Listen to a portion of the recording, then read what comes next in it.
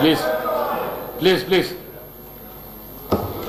Presentation of annual financial statement, budget for 2026-27. I request the Deputy Chief Minister to present the annual financial statement, budget for 2026-27. Deputy CM garu. Speaker sir, I beg to present the annual financial statement budget for 2026-27.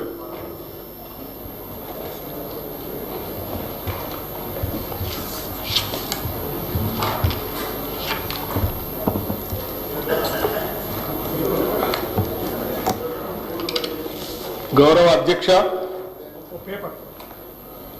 ప్రజల ప్రయోజనాలే పరమావధిగా రాష్ట్ర అభివృద్ధి ధ్యేయంగా సాగుతున్న ఈ ప్రజాప్రభుత్వంలో వరుసగా 4వసారి 2026-27 ఆర్థిక సంవత్సరానికి బడ్జెట్ను ప్రవేశపెట్టే అవకాశం నాకు కల్పించిన తెలంగాణ ప్రజానికానికి, ప్రభుత్వానికి, కాంగ్రెస్ నాయకత్వానికి హృదయపూర్వక కృతజ్ఞతలు తెలుపుకుంటున్నాను.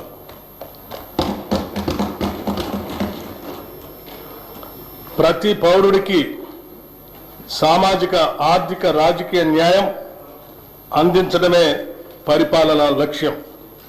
డాక్టర్ బిఆర్ అంబేద్కర్ గారు అన్నట్లుగా డాక్టర్ బాబాసాహెబ్ అంబేద్కర్ చెప్పిన అడుగుజాడల్లోనే నడుస్తూ మా పాలన సాగిస్తున్నాం. మేం పాలకులం కాదు, ప్రజలకు సేవకులం. ప్రజలు మాకు అప్పగించిన ఈ అధికారాన్ని ఒక బాధ్యతగా భావించి ప్రజా సంక్షేమం, అభివృద్ధి ధ్యేయంగా రాష్ట్రాన్ని ప్రగతి పదంలో తీసుకుపోతున్నాం. మనల్ని మనం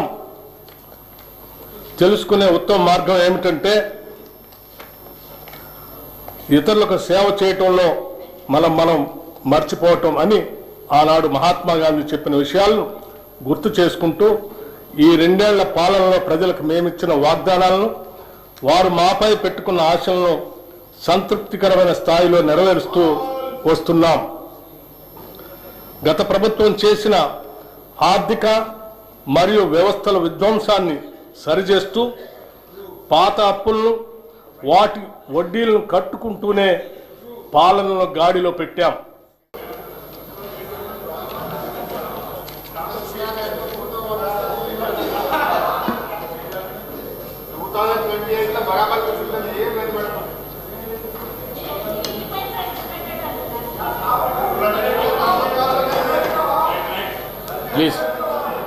Please. Presentation of annual financial statement, budget for 2026-27. I request the Deputy Chief Minister to present the annual financial statement, budget for 2026-27. Deputy CM garu. Speaker sir,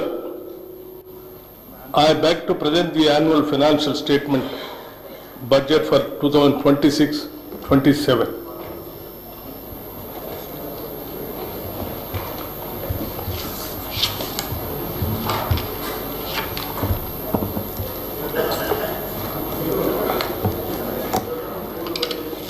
గౌరవ అధ్యక్ష,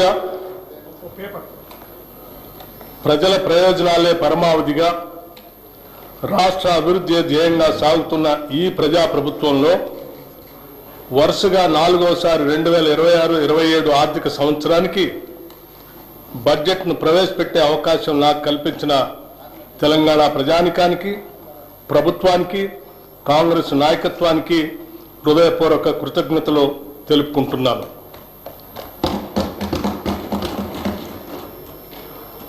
ప్రతి పౌరుడికి సామాజిక, ఆర్థిక, రాజకీయ న్యాయం అందించడమే పరిపాలన లక్ష్యం. డాక్టర్ బిఆర్ అంబేద్కర్ గారు అన్నట్లుగా డాక్టర్ బాబాసాహెబ్ అంబేద్కర్ చెప్పిన అడుగుజాడల్లోనే నడుస్తూ మా పాలన సాగిస్తున్నాం. మేం పాలకులం కాదు, ప్రజలకు సేవకులం. ప్రజలు మాకు అప్పగించిన ఈ అధికారాన్ని ఒక బాధ్యతగా భావించి ప్రజా సంక్షేమం అభివృద్ధి ధ్యేయంగా రాష్ట్రాన్ని ప్రగతి పదంలో తీసుకుపోతున్నాం. మనల్ని మనం తెలుసుకునే ఉత్తమ మార్గం ఏమిటంటే